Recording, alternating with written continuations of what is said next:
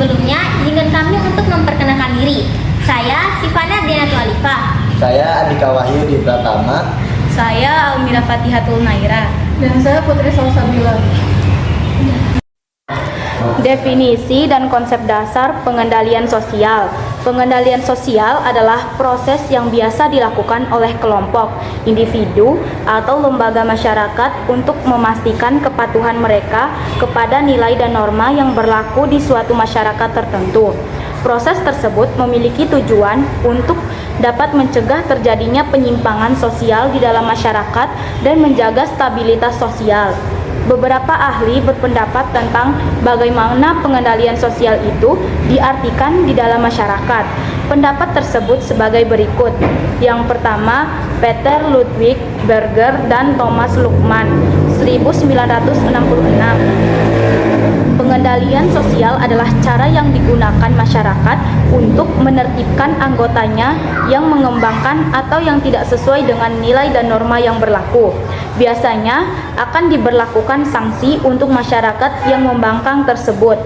Yang kedua, Selo Soemarjan dan Soedarmadi, 1964. Pengendalian sosial adalah proses yang dilakukan oleh individu atau kelompok untuk menghasilkan konformitas terhadap norma-norma sosial yang berlaku. Yang ketiga, Kingsley Davis, 1966. Pengendalian sosial adalah segala proses yang digunakan oleh kelompok atau masyarakat untuk memelihara ketertiban di dalam batas-batasnya dengan cara menekan penyimpangan terhadap nilai-nilai dan norma-normanya. 4. George A. Theodorson dan Achilles G. Theodorson, 1969. Pengendalian sosial adalah proses yang digunakan oleh sistem sosial untuk mengatur tingkah laku para anggota dan memastikan konformitas terhadap norma dan nilai-nilai yang berlaku. Yang kelima, Robert M.Z. Lawang, 2700. Pengendalian sosial adalah serangkaian mekanisme yang diciptakan dan digunakan oleh masyarakat untuk mengendalikan perilaku individu dan kelompok agar sesuai dengan norma, nilai, dan aturan yang berlaku. Definisi-definisi pengendalian sosial barusan memberikan pemahaman yang bervariasi tentang fenomena tersebut. Setiap definisi menekankan aspek yang berbeda-beda, tapi secara umum menunjukkan bahwa pengendalian sosial memiliki peran sentral dalam mempertahankan stabilitas dan harmoni dalam masyarakat. Pengendalian sosial berkaitan erat dengan penegakan nilai dan norma dalam masyarakat. Nilai adalah tolak ukur tentang baik buruknya suatu perilaku, sedangkan norma adalah aturan konkret yang mengatur tata cara berperilaku. Ketika individu melanggar norma, pengendalian sosial hadir sebagai respon kolektif masyarakat untuk meluruskan perilaku tersebut. Konsep dasar pengendalian sosial mencakup 3 elemen utama. Yang pertama, subjek pengendalian, siapa yang mengendalikan atau lembaga, individu, kelompok. Yang kedua, objek pengendalian, siapa yang dikendalikan atau anggota masyarakat yang menyimpang. Yang ketiga, instrumen pengendalian, alat atau cara yang digunakan, hukum, norma, sanksi, dan pendidikan. Dan yang kedua, yaitu tujuan dan fungsi pengendalian sosial. Pengendalian sosial seperti kompas membimbing perilaku individu dan kelompok agar sesuai dengan norma dan nilai yang berlaku dalam masyarakat. Fungsi utamanya adalah menjaga ketertiban dan harmoni masyarakat. Berikut beberapa tujuan penting dari pengendalian sosial. Pertama, mempertahankan ketertiban dan keamanan masyarakat. Pengendalian sosial bertujuan untuk mencegah kejahatan, kerusuhan, dan perilaku antisosial lainnya guna menciptakan lingkungan yang aman bagi semua warga masyarakat. Yang kedua, melestarikan nilai dan norma sosial. Tujuannya, pengendalian sosial adalah menjaga kelestarian nilai dan norma sosial yang menjadi pedoman perilaku, serta membantu menjaga stabilitas sosial. Yang ketiga, memperkuat solidaritas dan kesatuan sosial. Pengendalian sosial membantu memperkuat rasa persatuan dan kesatuan di antara anggota masyarakat untuk membangun kerjasama dalam mencapai tujuan bersama. Yang keempat, ketaatan terhadap norm mendukung perubahan sosial yang positif. Pengendalian sosial mendukung perubahan sosial yang positif dengan mendorong dan nilai baru yang mendukung perubahan tersebut. Yang kelima, perlindungan terhadap kaum minoritas. Tujuannya, pengendalian sosial juga melibatkan perlindungan kaum minoritas dari diskriminasi dan kekerasan dengan menegakkan nilai-nilai toleransi dan kesetaraan. Yang keenam, fasilitasi integrasi sosial. Pengendalian sosial memfasilitasi integrasi sosial, menghormati dan menerima perbedaan antara individu dan kelompok. Yang ketujuh, pencegahan konflik sosial. Pengendalian sosial berperan dalam mencegah konflik sosial dengan mendorong penyelesaian masalah secara damai dan konstruktif. Yang ke-8, dukungan terhadap pembangunan ekonomi. Pengendalian sosial mendukung pembangunan ekonomi dengan menciptakan lingkungan yang stabil dan kondusif bagi investasi dan aktivitas ekonomi. Yang ke-9, peningkatan kualitas hidup masyarakat. Tujuan lainnya adalah meningkatkan kualitas hidup masyarakat dengan menciptakan lingkungan yang aman, tertib, dan harmonis. Pengendalian sosial memiliki peran penting dalam menciptakan masyarakat yang sejahtera, adil, dan berkelanjutan. Dengan memahami tujuan-tujuan ini, kita dapat lebih mengapresiasi peran pengendalian sosial dalam kehidupan bersama. Fungsi pengendalian sosial. Yang pertama, membangun integrasi sosial, mencegah perpecahan dan konflik. Pengendalian sosial berperan sebagai faktor penyatu yang menjaga kesatuan harmoni di dalam masyarakat. Ia tidak hanya mencegah terjadinya perpecahan dan konflik, tetapi juga membentuk fondasi saling menghargai dan toleransi antar individu serta kelompok. Analoginya, pengendalian sosial seperti membangun tembok kokoh, satu batu bata demi batu bata yang melindungi masyarakat dari ancaman konflik dan disintegrasi. Yang kedua, menjaga stabilitas sosial, melindungi dari gangguan dan kekacauan. Pengendalian sosial berperan sebagai pagar yang menjaga stabilitas dan ketertiban dalam masyarakat. Ia mencegah timbulnya kekacauan dan gangguan serta menciptakan lingkungan yang aman dan teratur bagi seluruh anggota masyarakat. Metaforanya, pengendalian sosial seperti api pemadam yang mematikan api sebelum menjadi besar untuk mencegah kerusakan dan tragedi yang mungkin terjadi. 3. Mendukung perubahan sosial, membimbing transformasi positif dan terarah. Pengendalian sosial berperan sebagai penunjuk arah yang membantu masyarakat menuju perubahan yang positif dan terarah. Ia memfasilitasi transisi yang lancar dan terkendali serta mencegah terjadinya gejolak yang dapat menghambat kemajuan. Analoginya, pengendalian sosial seperti latihan bagi tanaman untuk tumbuh ke arah yang tepat, menghasilkan buah yang bergizi bagi seluruh masyarakat. 4. Melestarikan budaya, menjaga tradisi dan kearifan lokal. Pengendalian sosial berperan sebagai penjaga kekayaan budaya, melindungi tradisi dan nilai-nilai yang diwariskan dari generasi ke generasi. Ia memastikan keberlangsungan budaya dan identitas lokal serta mencegah terkikisnya warisan budaya yang berharga, seperti merawat museum yang berisi harta karun sejarah. Pengendalian sosial memastikan bahwa generasi mendatang dapat menikmati dan mewarisi kekayaan budaya bangsa. Fungsi-fungsi pengendalian sosial ini adalah pondasi kuat yang mendukung keharmonisan dan kesejahteraan masyarakat. Dengan memahami dan menerapkannya dengan bijak, kita dapat membangun masyarakat yang stabil, sejahtera, dan berpegang teguh pada nilai-nilai luhur. Sifat-sifat pengendalian sosial. Berdasarkan sifatnya, klasifikasi pengendalian sosial terbagi menjadi 3, yakni preventif, represif, dan kuratif atau kurasif. 1. Pengendalian sosial preventif. Pengendalian sosial preventif adalah usaha yang dilakukan sebelum terjadi pelanggaran atau bertujuan mencegah terjadinya pelanggaran. Pengendalian sosial ini biasanya berupa nasihat, anjuran, dan larangan atau perintah. Contohnya, penyuluhan narkoba di sekolah, kampanye keselamatan lalu lintas, dan pendidikan moral dan agama sejak dini. Juga pemasangan rambu-rambu lalu lintas. 2. Pengendalian sosial represif. Pengendalian sosial represif adalah usaha yang dilakukan saat suatu pelanggaran terjadi yang ditujukan untuk memulihkan keadaan seperti sedia kala, seperti sebelum terjadinya pelanggaran. Pengendalian sosial ini dilakukan dengan cara menjatuhkan sanksi sesuai dengan besar kecilnya pelanggaran yang dilakukan. Pada pengendalian sosial ini, digunakan cara kekerasan atau sifatnya memaksa setiap orang agar mematuhi aturan.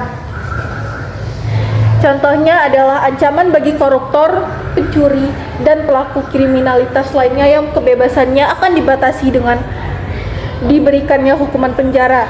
Tujuannya yaitu memberikan efek jera, sekaligus mengembalikan kehidupan sosial agar terkendali. Yang ketiga, pengendalian sosial kuratif atau kurasif. Pengendalian sosial kuratif atau kurasif adalah pengendalian sosial yang dilakukan setelah terjadi tindak penyimpangan sosial. Tujuannya adalah menyembuhkan, memperbaiki, dan merehabilitasi pelaku agar dapat kembali hidup normal di tengah masyarakat. Contohnya rehabilitasi bagi pengguna narkoba, program pembinaan narapidana di lembaga permasyarakatan, dan konseling psikologis bagi korban dan pelaku kekerasan. Lalu, cara dan teknik pengendalian. Suatu proses pengendalian sosial dapat dilaksanakan dengan berbagai cara yang pada intinya berkisar pada cara-cara tanpa kekerasan atau paksaan, atau dengan paksaan koersif. Cara mana yang sebaiknya diterapkan, sedikit banyaknya juga tergantung pada faktor terhadap siapa pengendalian sosial tadi hendak diperlakukan dan di dalam keadaan yang bagaimana. 1. Cara persuasif atau tanpa paksaan.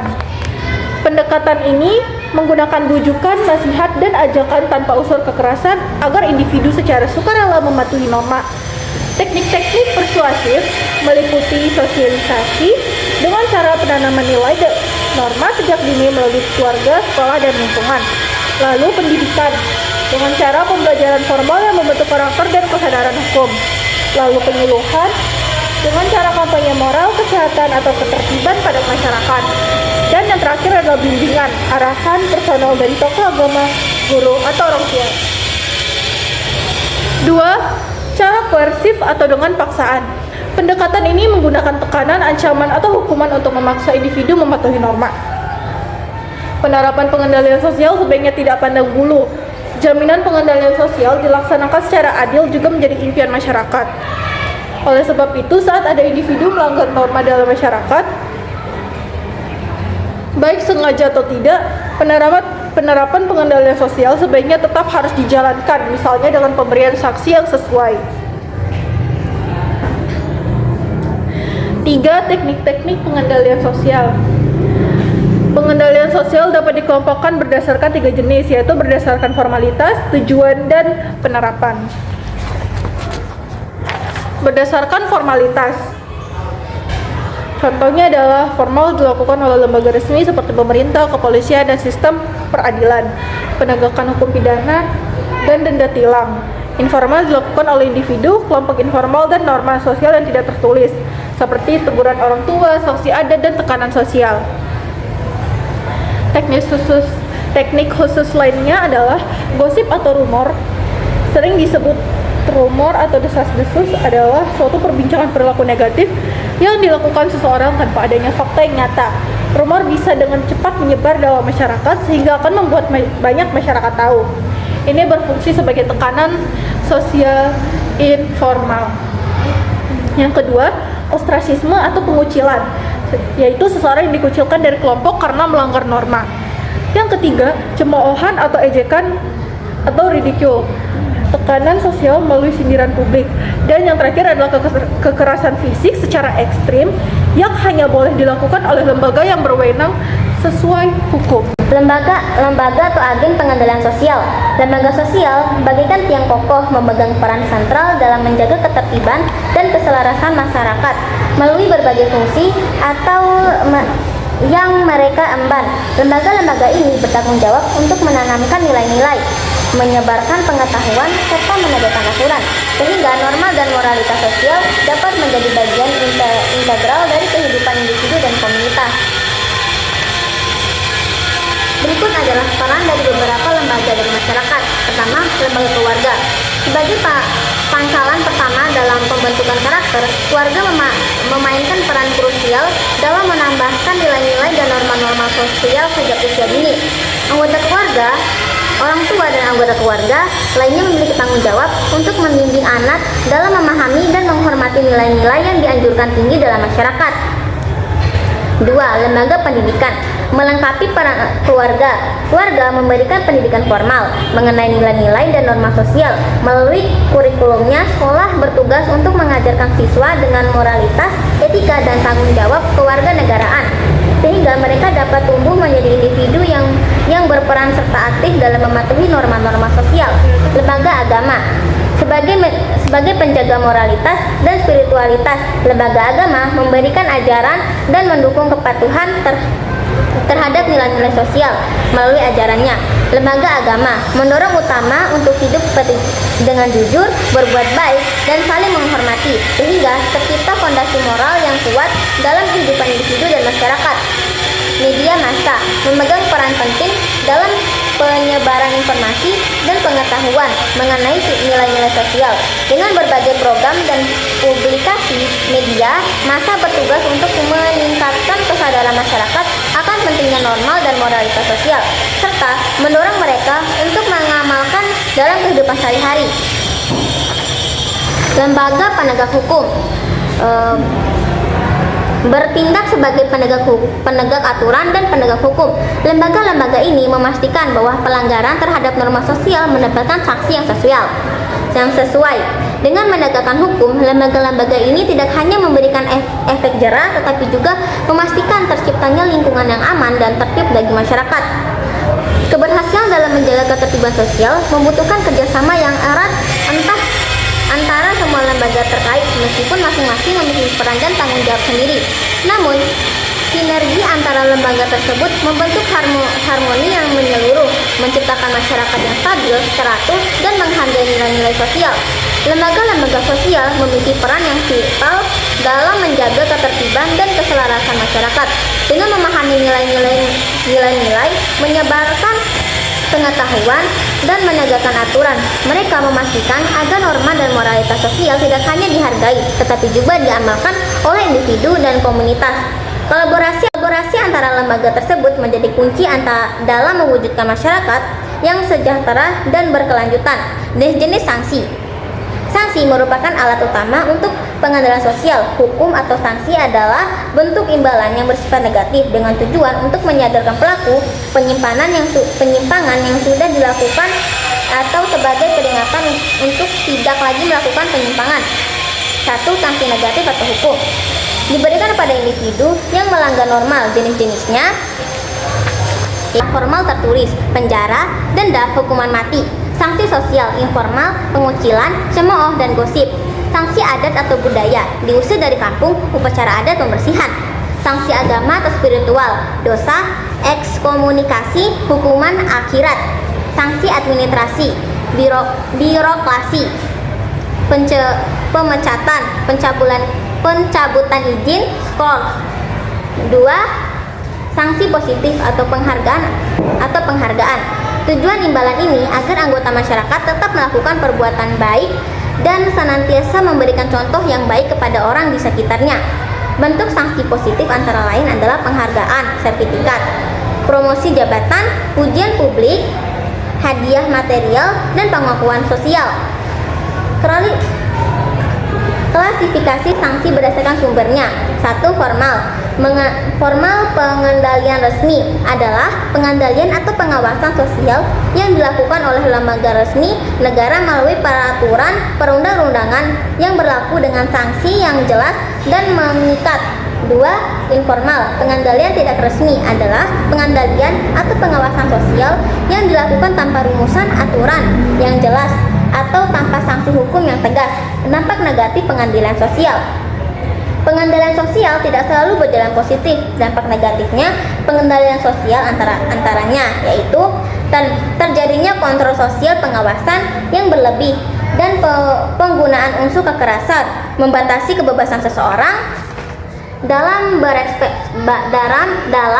berekspresi, serta mendorong terjadinya bentuk-bentuk pelanggaran hak asasi manusia.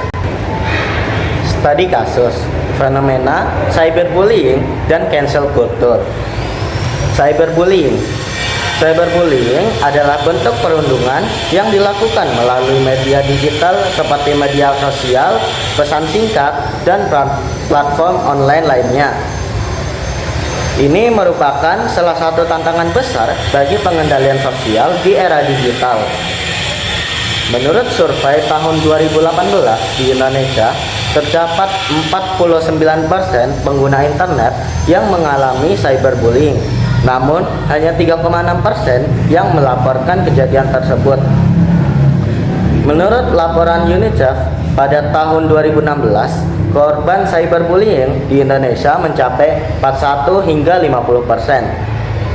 Penelitian dengan melibatkan 100 siswa di beberapa kota besar Indonesia menunjukkan bahwa sekitar 40% siswa mengalami cyberbullying yang berdampak langsung pada gangguan kesehatan mental seperti kecemasan, depresi, dan rendahnya rasa percaya diri. Penelitian menunjukkan bahwa 32% remaja mengalami perubahan suasana hati, 15% mengalami gejala depresi, dan 37% mengalami perilaku abnormal terkait keinginan bunuh diri akibat cyberbullying. Penelitian mengidentifikasikan sejumlah tantangan utama dalam penuntutan pidana kasus cyberbullying. Unsur-unsur kejahatan yang sulit dibuktikan, proses peradilan yang lambat, dan perlindungan korban yang masih kurang. Upaya pengendalian sosial cyberbullying dalam perspektif kriminologi menyoroti pentingnya keterlibatan sekolah sebagai bystander atau pihak yang menyaksikan untuk mencegah dan menanggulangi perilaku tersebut. Kemudian ada cancel culture. Cancel culture adalah tindakan memberi sanksi sosial secara massal di ruang digital kepada seseorang atau sekelompok yang dianggap melanggar norma sosial, etika, atau nilai moral yang berlaku. Dalam studi kasus di Indonesia, cancel culture diteliti melalui penolakan Saiful Jamil yang kembali tampil di televisi. Fenomena ini menjadi contoh nyata bagaimana publik menggunakan media sosial sebagai alat pengendalian sosial informal. Hasil penelitian menunjukkan cancel culture dimaknai sebagai bentuk boikot dan pemberhentian karir seseorang karena dianggap melanggar nilai dan norma masyarakat, sekaligus meningkatkan kesadaran terkait isu pelecehan seksual dalam peristiwa yaitu Dewa Kipas. Status Ali yang viral mengakibatkan aksi kolektif berupa canceling dari netizen Indonesia terhadap Levi Rotsman. Fenomena ini menunjukkan bagaimana opini individu dapat dengan mudah tersebar dan memicu reaksi massa melalui fitur media sosial. Fenomena cancel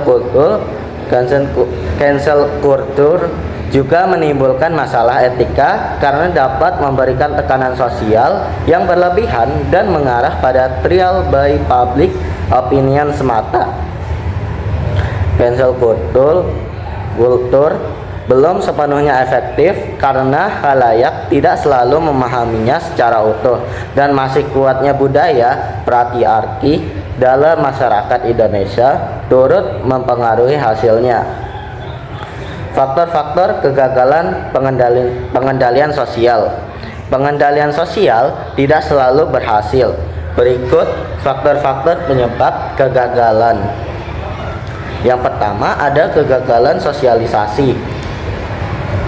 Travis Hirschi berpendapat bahwa perilaku kriminal adalah kegagalan kelompok sosial konvensional seperti keluarga, sekolah, dan teman sebaya untuk mengikat individu dengan norma yang berlaku. Kegagalan dalam proses sosialisasi seperti pola asuh otoriter atau kurangnya kasih sayang dan kontrol seringkali menjadi akar dari kenakalan remaja dan penyimpangan sosial. Yang kedua ada lemahnya ikatan sosial atau social bond. Menurut teori kontrol sosial, penyebab terjadinya kejahatan yaitu lemahnya ikatan sosial individu dengan masyarakat atau macetnya integrasi sosial.